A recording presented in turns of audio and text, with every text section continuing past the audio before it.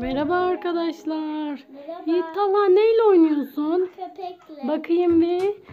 Ay çok tatlı. Yiğit Talha bunun küçücük yuvası da vardı değil mi? Ne? Elif İkra küçücük köpek mi varmış annem? Çok tatlı. Anne, ben bu köpek oyuncaktan çok sıkıldım. Keşke büyük köpek olsaydı. Büyük köpeğimiz mi olsaydı? Evet. Aa. Elif İkra zil çalıyor. Kim geldi acaba? Koş hadi koş. Koş bir bakalım. Koş koş koş koş koş. Koş annem koş annem koş annem koş koş koş koş koş. Kim geldi Elif İkra? Bu da ne Elif? Kocaman bir köpek gelmiş. Bir bakayım köpekçik sana bir bakayım. Çok tatlı. Kim bu Elif? Elif. Elif evimize kocaman bir köpek gelmiş. Arkadaşlar köpek beni ısırma. Köpek beni ısırma. Elif'i kovala köpekçik. Köpekçik Elif'i kovala Elif'i. Elif koş koş koş koş koş koş. Koş buraya koş koş koş. Koş annem koş annem koş. Koş annem koş annem koş annem koş. Köpekçik sen gelme sakın. Sakın gelme kapıyı örtüyoruz. Aa bu da gel. Köpek de gelme. Köpek sakın Elif İkra'yı ısırmaya çalışma köpekçik. Aa! Köpekçik.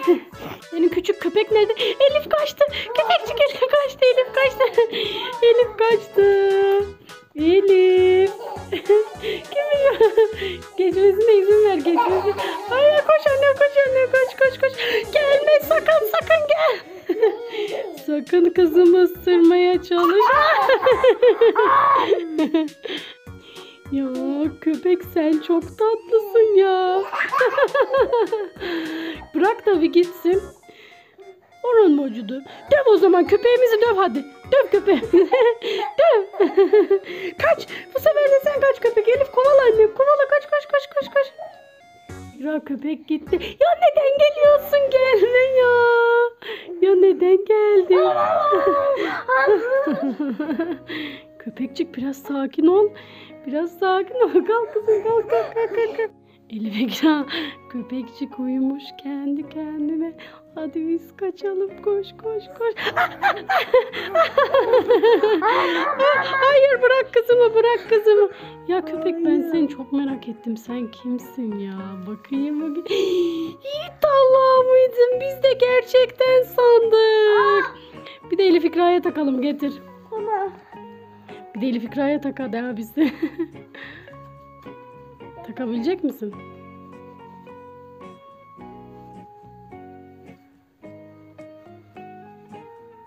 Yardım edeyim mi? Bu da minnoş köpeğimiz oldu bizim. Köpekçik abi kovala hadi köpekçik. Elif İkra. Abi kovala koş. Abi kovala. Koş. Isır abi. Ay çok tatlı oldun Elif İkra sen. Aşkım.